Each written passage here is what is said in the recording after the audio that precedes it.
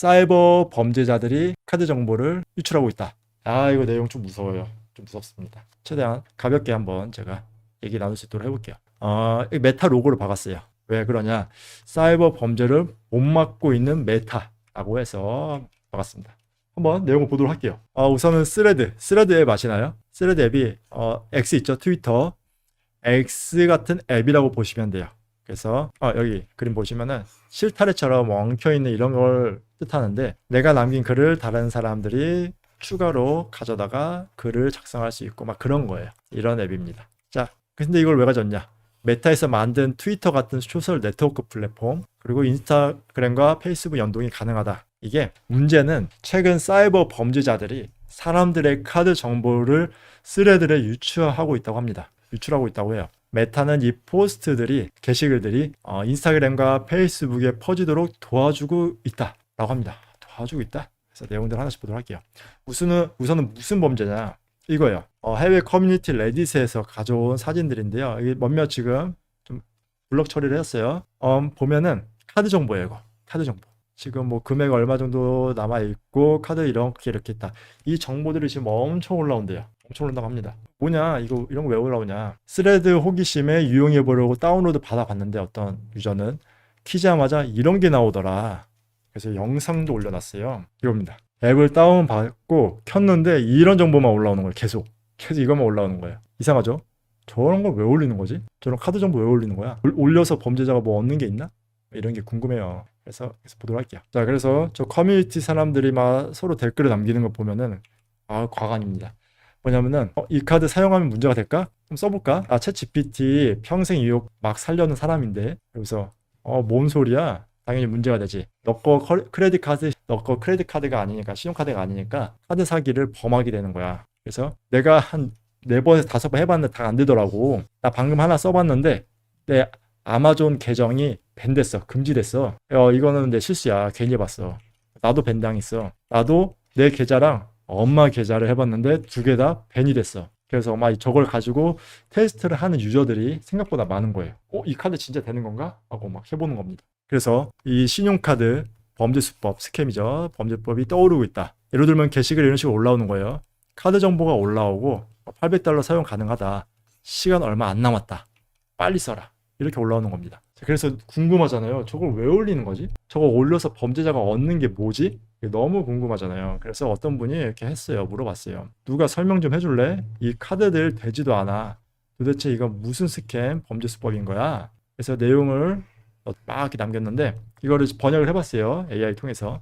이런 식으로 되어 있습니다. 이 내용이 뭐냐면은 예를 들어서 이렇게 카드 정보를 올려요. 근데 이 카드들이 만약에 누군가가 써봐요. 써봤는데 막 카드 안 되네? 안 되는 카드인가? 해서 을 보내면은 그 카드 올린 사람한테. 그러면 이분이 이렇게 답장을 한대요. 죄송하지만 같은 시간에 너무 많은 사람들이 구매를 시도해가지고 카드가 더 이상 작동하지 않아요. 라고 얘기한대요. 그래서 그래서 너가 만약에 카드를 쓰고 싶으면은 나한테 얼마만 내라. 그럼 내가 다른 금액 많이 쓸 수 있는 카드를 알려줄게. $300 내면 $10,000짜리 카드 이렇게 알려줄게. 이런 식으로 하는 거예요. 그래서 진짜 믿고 $300로 보내면은 당연히 아무런 카드 정보도 못 받는 거예요. 그래서 저런 카드들이 가짜입니다. 가짜 저렇게 올리는 거예요. 수법이 대단하죠. 그래서 한편 텔레그램은 이제 범죄 수단으로 이용되지 않을 듯하다. 왜냐면 텔레그램이 범죄자들이 많기로 한때 유명했잖아요. 유저들의 IP 주소와 전화번호가 경찰에 넘겨질 수 있기 때문이다. 이거는 무슨 말이냐? 우선은 이분 있죠? 텔레그램 창업자. 이분이 파벨 두로프라고 하나 봐요. 이분 뭐냐? 이분이 텔레그램 창업자이고 그리고 CEO죠. 그리고 이분이 체포가 됐다고 합니다. 그래서 범죄 수사 일환으로 체포가 됐고 왜 그러냐? 왜 체포됐냐? 일단은 혐의 12가지 조사 중으로 불법 거래, 아동, 성학대물, 그리고 유통, 사기, 당국의 정보 공개 거부 등의 혐의가 포함되어 있다. 그래서 무슨 말이냐면은 저 텔레그램 안에서 익명성이 보장되니까 저런 범죄들이 일어나는데 그러면은 경찰이 수사하기 위해서 정보를 얻어야 되잖아요. 그런 정보 공개 거부 등의 혐의를 가졌기 때문에 체포가 된 거고요. 그리고 텔레그램은 성명을 통해서 플랫폼의 소유주에게 해당 플랫폼 남용 사례에 대한 책임을 묻는 것은 터무니없다라고 비난을 했다고 합니다. 자, 그런데 이분이 풀려나면서 텔레그램에 글을 남깁니다. 무슨 글을 남기냐? 범죄자들이 텔레그램을 악용하는 것을 막기 위해서 우리는 서비스 약관 및 개인정보 보호 정책을 전 세계적으로 업데이트합니다. 그래서 결론은 IP 주소와 전화번호는 법적 요구가 요구될 경우 당국에 넘기게 될 수 있습니다. 텔레그램 이용을 해도 내 IP, 내 텔레그램을 어디서 쓰고 있는지, 그리고 내 전화번호가 넘겨진다는 거예요. 그래서 범죄자들이 막 빠져나가는 거죠. 빠져나가고 이제 다른 데로 가려고 하는 겁니다. 그래서 이제 범죄자들이 텔레그램을 이용하지 못하게 되더라도 범죄자들은 다른 플랫폼으로 넘어가게 되면 그만이다 라고 해요.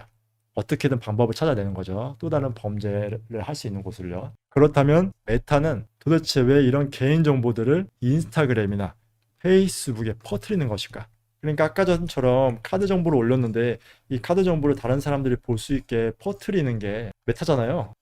메타가 도와주기 싫은데 도와주는 거잖아요. 어떻게 보면은. 왜 그럴까? 그러면 알고리즘 때문에 그렇습니다. 이제 범죄자들이 알고리즘을 이용을 하는 거죠. 알고리즘은 유저가 좋아하고 관심 있고 공유를 많이 하는 컨텐츠들을 굉장히 많이 퍼뜨리죠. 자, 그래서 어떤 식으로 퍼뜨리는지는 정확하게 몰라도 웬만한 소셜 미디어가 그렇듯이 이제 사람들이 많이 보고 그 자리에 계속 머물고 그렇게 하면은 또 좋아요도 누르고 하면 퍼뜨리는 거죠. 이 게시물은 인기가 많구나. 우리 회사에도 도움이 되는 게시물이네 하고 퍼뜨리는 거겠죠.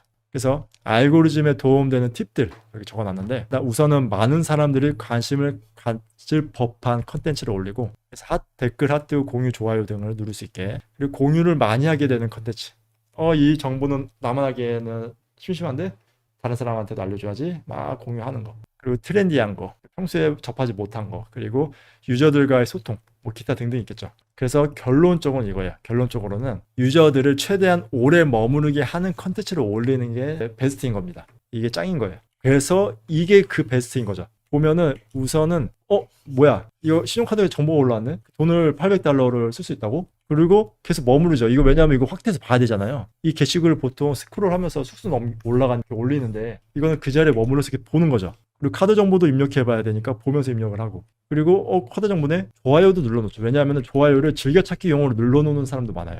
제가 그렇거든요. 저 같은 경우는 좋아요를 즐겨찾기 용도로 막 눌러놓기도 해요. 나중에 좋아요 한 것들만 보려고. 그리고 그런 케이스로도 하고 또 이런 피싱 범죄가 올라가면은 댓글도 엄청 달리죠. 관련된 댓글도 달리고 공유도 많이 하겠죠. 그래서 이 모든 거를 지금 최적화시켜 놓은 거예요. 이 피싱 범죄가. 그래가지고 이제 막 퍼뜨려지게 되는 겁니다. 그래서 일단 기사들이 계속 보면은 여기다가 또 스레드에서 투표 기능 같은 것도 이용해서 투표 기능 올리잖아요. 그래서 훔친 신용카드 정보가 아직까지 유효한지 머리 쓰는 거죠. 어차피 이거 올린 범죄자는 가짜로 올린 건데 사람들한테 이 신용카드 정보 지금도 유효해? 투표를 해줘. 해서 물어보는 수법을 또 사용하고 있는 겁니다. 투표도 많이 참여할수록 또 많이 퍼뜨려 주잖아요. 다른 사람한테도요. 그걸 이용한 거고 사용자들은 거절됨과 더 올려줘 옵션을 선택해서 새로운 도난 신용카드 정보를 요구할 수가 있게 됩니다. 그래서 한 투표 기능에는 수백 건의 반응과 답변도 달려 있었다고 해요. 근데 중요한 거는 가짜 신용카드 정보인 거를 이제 알면서도 이걸 인지를 하지만은 물어본다는 게 함정이에요. 여기도 가짜인 거 알지만은 투표를 하고 막 왜냐하면 다른 사람들 투표하니까 나도 막 투표하고 싶잖아요. 그래서 사람들로 하여금 카드가 얼마 전에는 작동했었는데 지금은 아니구나 라고 생각하게 만들려는 이제 수작인 거예요. 이렇게 해서 범죄를 하게 되는 겁니다. 이거 머리가 맨날 이런 것만 생각하니까 범죄를 하는 것 같아요. 근데 여기 중요한 거는 한 투표 기능에는 수백 건의 반응과 답변이 있었다는 것. 알고리즘이 기가 막히게 좋아하는 거죠. 알고리즘 좋아하는 거. 그래서 이런 식으로 해서 이제 범죄가 진행이 되는 거고요. 자, 그래서 계속 볼게요. 그리고 한편 메타는 이 사실을 알고 해결하려고 노력 중이라고 하는데 지금 저걸 해결하는 게 쉽지가 않겠죠. 좀 시간이 한참 걸리겠죠. 지금 이 상태로 합니다. 그래서 결국에는 구독님들, 우리 프로그램 동산 구독자님들은 이런 사기에 당하지 않기를 바라겠습니다. 참고로 제가 구동이라고 이렇게 좀 여러 번 언급하거든요. 구독자 동사님 얘기하는 거예요. 우리 프로그램 동산의 애칭입니다. 구독자 동사님.